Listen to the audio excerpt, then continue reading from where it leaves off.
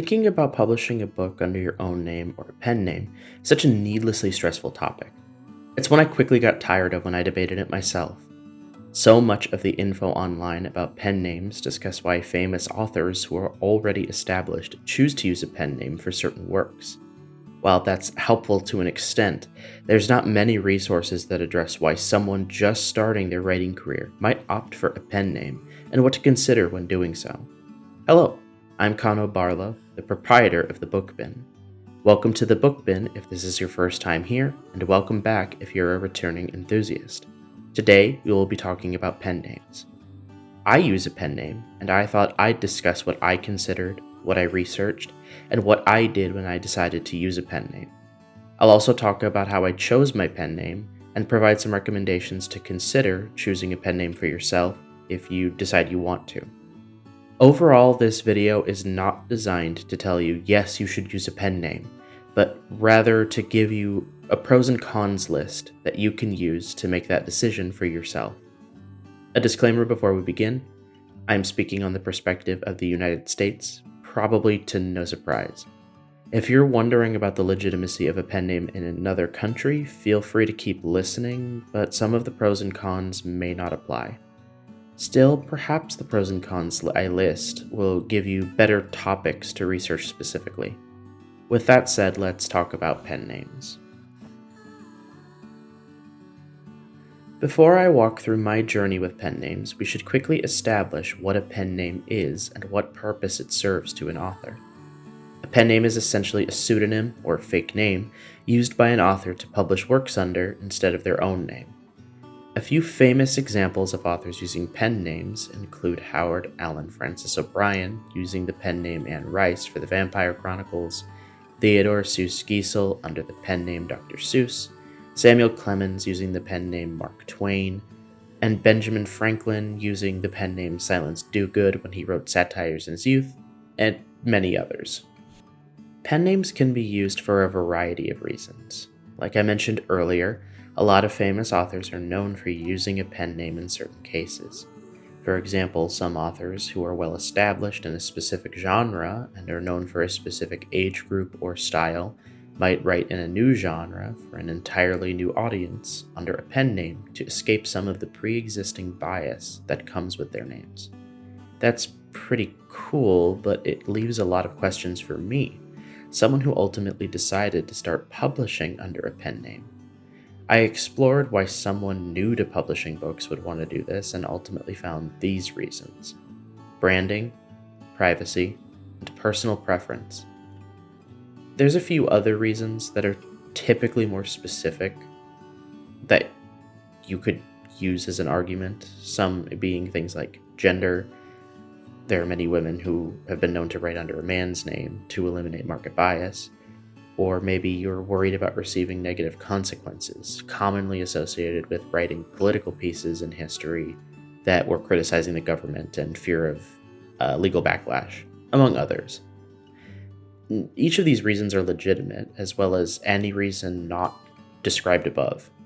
There's no one legitimate reason to write under a pen name, so if you want to, but you feel like you need a reason, any of these and more are all completely fine. You don't need to justify your desire for a pen name to anyone. Using a pen name is completely legal and legitimate in the United States. You can publish under a pen name and register copyright under a pen name, though copyright under pen names may not have the same length of time as if you were to be publishing under your real name. You can also acquire a trademark for your pen name, and you can sign contracts with your pen name. Keep in mind, using a pen name won't shield you from any kind of lawsuit or legal dispute you may run into regarding signing contracts or facing any other legal issues. Not a big deal, just worth keeping in mind in case you're wondering how much protection you have. Basically none. One of the challenges I identified when it came to the legality of pen names is that you have to make sure you have some kind of paper trail identifying your real name to the pen name. This is again under the assumption you're doing this for reasons other than anonymity for political criticism and fear of government retaliation. that's one of those reasons you might not want that paper trail.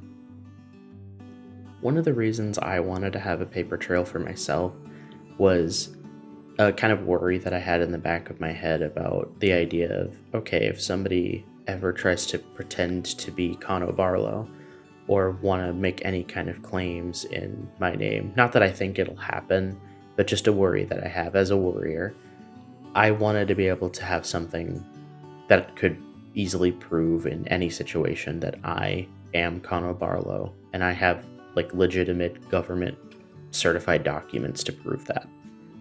One of the ways I chose to go about figuring this problem out to ease my worries was by consulting with an attorney, and with that consultation, I decided to register my pen name as a sole proprietorship business. I wanted this because it creates that document I mentioned, providing some evidence that I am Cano Barlow, so that when I register my creative work for copyright, it is clear that Cano Barlow is me, and I can prove that with all the documented evidence that I have if I ever needed to. You don't actually need to do this. I just personally found it important to make some kind of paper trail so someone couldn't pretend to be me, as I mentioned. This might be something you want to consider as well. I'd recommend ultimately, though, a consultation with an attorney who has practiced in copyright and creative works. They'll usually have a good understanding of what you're talking about and can help you decide what's right for you.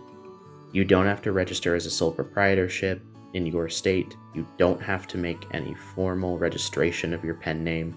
I just personally felt better knowing I had evidence should anyone try to claim my work. One more thing that's important to keep in mind for legal purposes is that you have an automatic copyright over your published work, whether you've registered it federally or not. This copyright allows you to order takedowns of pirated content as the primary function. However, if you don't register your copyright, you're unable to sue others for profit damages, as there's not enough evidence of the work being yours. That's at least how I understood it. It's a really complex system with a lot of nuance, and again, I'd recommend consulting with an attorney if you're not sure. To summarize, there's plenty of legal ability to use a pen name without losing copyright protections. However, you'll need to consider making sure you have ways to prove you and the pen name are synonymous. Your copyright under a pen name may not be as long-lasting as if it was under your full name, and you may want to consider registering as a sole proprietorship in your state if you're worried about not having sufficient documentation connecting you to your pen name. All of those things are optional, and it's worth consulting an attorney about. Mine told me I didn't need to do anything when I publish under a pen name, but that any options to create documentation for myself is also a good thing, especially if it puts my own mind at ease. That said, I'm not a licensed attorney anywhere, so make sure to do your own consultation and not just take my insight at face value. Now that we've covered all the need-to-know high-level aspects of a pen name, let me talk about why I chose a pen name, how I chose it, and how I'd recommend choosing a pen name for yourself if you'd like to. I chose to write under a pen name because my brain likes to compartmentalize parts of my life and put things into neat little boxes that make me feel more comfortable. I'm actually a shy and private person. Even working my way up to making this YouTube channel was really difficult, still is. But I still want to share my creativity with the world in whatever ways I can. Cano Barlow is a piece of me, one of many, and it makes me feel more comfortable to wear that hat when I'm thinking about my writing. So, essentially, I do it for a mix of privacy and personal preference reasons. Now, how did I choose the name Cano Barlow? It took a while to pick, but it was still pretty easy for me, all things considered. Cano is actually a character in one of my many projects. He has a whole background and lore in the fantasy world that he's a part of. He's an orc who has gone through a lot, been out on the streets, and wound up in the world's equivalent of prison for some time. I don't personally relate to a lot of that origin story for him, but I relate to a lot of what comes after. A part of his rehabilitation was learning that he can get a lot of his feelings out by writing, and when he re-entered society, he took on some humble work to make ends meet, then began writing in his off time to release those emotions and express himself. I also gave him the surname Barlow, pulling from multiple authors like James Barlow, R.H. Barlow, and many other authors who were writing throughout the 1900s. I decided to make my pen name Kano's name because I like the connection and meaning it gives to me when I write, and I can channel my own emotions into my writing as he does. Overall, it really just gives me a more personal connection to my own work and inspires me a little more deeply. It just helps a lot to bring out the emotion in me. But that's pretty much it. Now that you know how I picked a pen name, if you're considering using a pen name yourself for your writing, here's a few things to consider when deciding what to use. First, consider your genre and look up other pen names in the genre, or even just how authors may display their real name.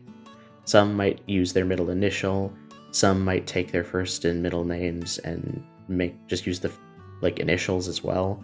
There's a lot of options. Finding naming conventions can be helpful for you to brainstorm how you want to display your name. Second, consider something that may hold sentimental value of some kind to yourself.